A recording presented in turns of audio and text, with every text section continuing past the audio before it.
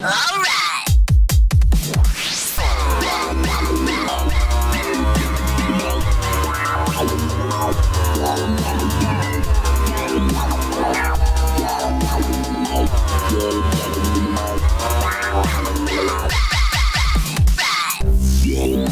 Hello, good sir. Welcome to This Week in Gaming with me, GD.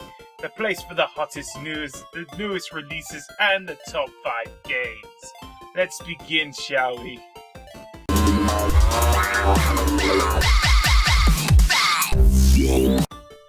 First in this week's news, the main trademark for Watch Dogs, Ubisoft's upcoming open-world action game, has been reinstated, according to a filing released by the US Patent and Trademark Office. This brings to an end of a bizarre series of events that led to some questions whether the game had been cancelled or possibly renamed.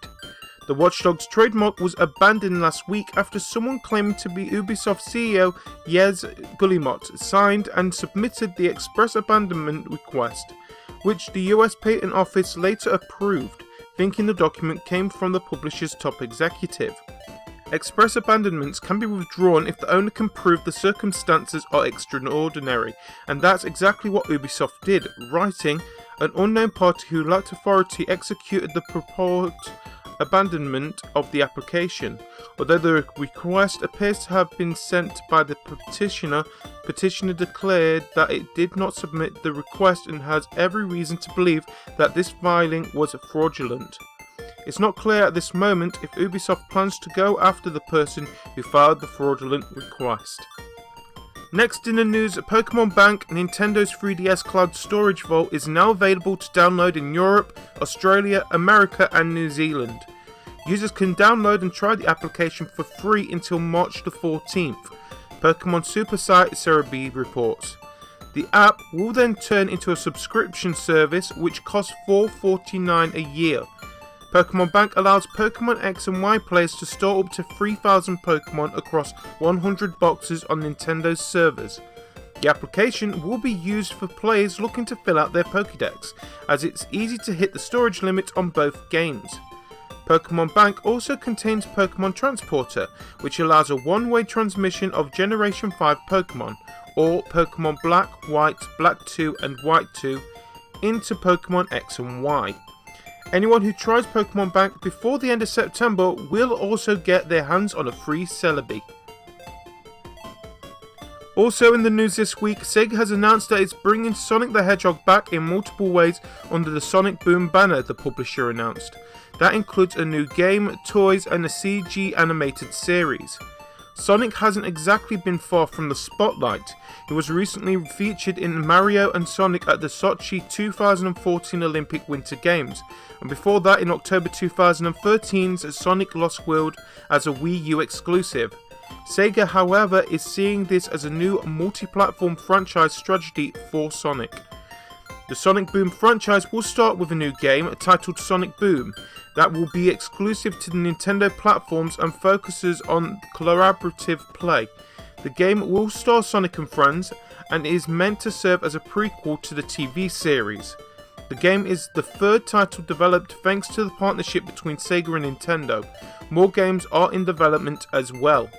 When it is released, Sonic Boom will be an exclusive to Western audience, but Japanese teams are working on their own titles. The TV series will then air on Cartoon Network sometime in 2014 and run through 2015. It will consist of 52 episodes of 11 minutes each, and a new line of toys and merchandise will follow.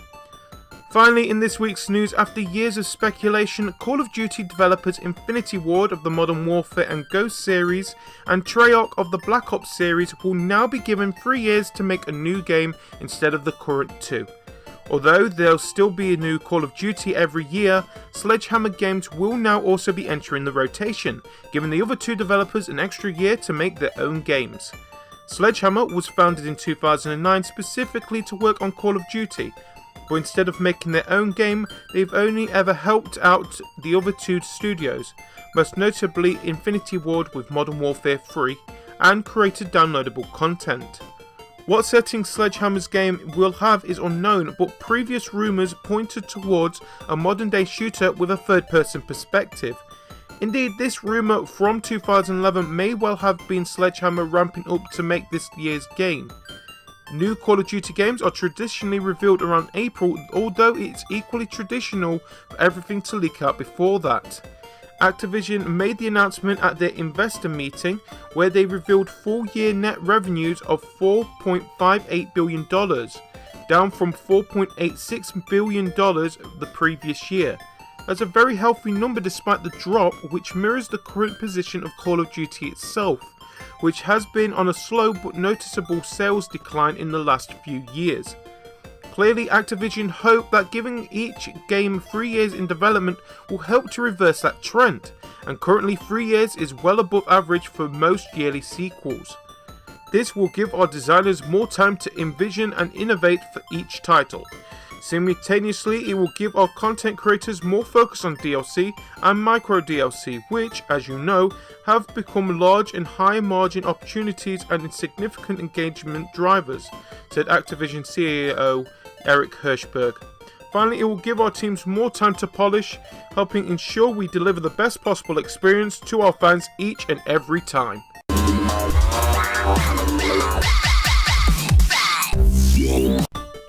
Now it's time for the UK Top 5.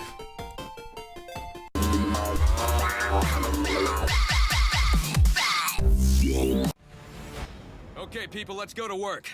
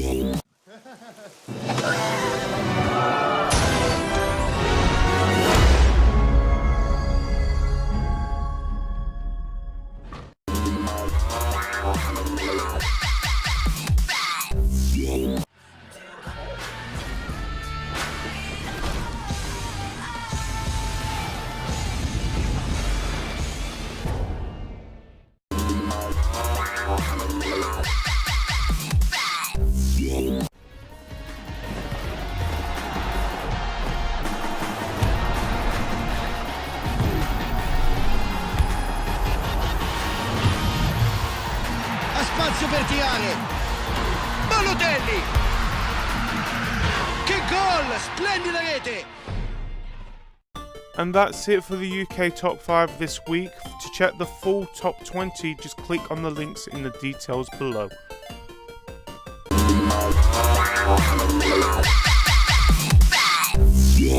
Now we have the new releases for Friday the 14th of February, starting with Lightning Returns Final Fantasy XIII on 360 and PS3. Next, we have the LEGO Movie video game on the 360, PS3, Wii U, Xbox One, PS4, PC, 3DS and PS Vita. Also, we have Tuukadin The Age of Demons for the PS Vita.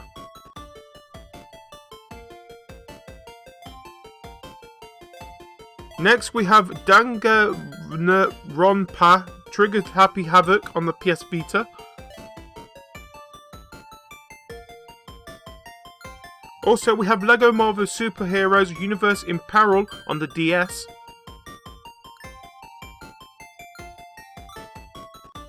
And finally, we have Far Cry The Wild Expedition on the 360, PS3 and PC. So there you have it. Yes, that's the news for the week ending 8th of February. Hope you enjoyed it. If you did, like and subscribe to us. Or even follow us on Facebook and Twitter in the links below. And tune in next week for more of the hottest news, the things that I forgot to mention. Who cares? Join us next week right here on This Week in Gaming. Goodbye. Stapper.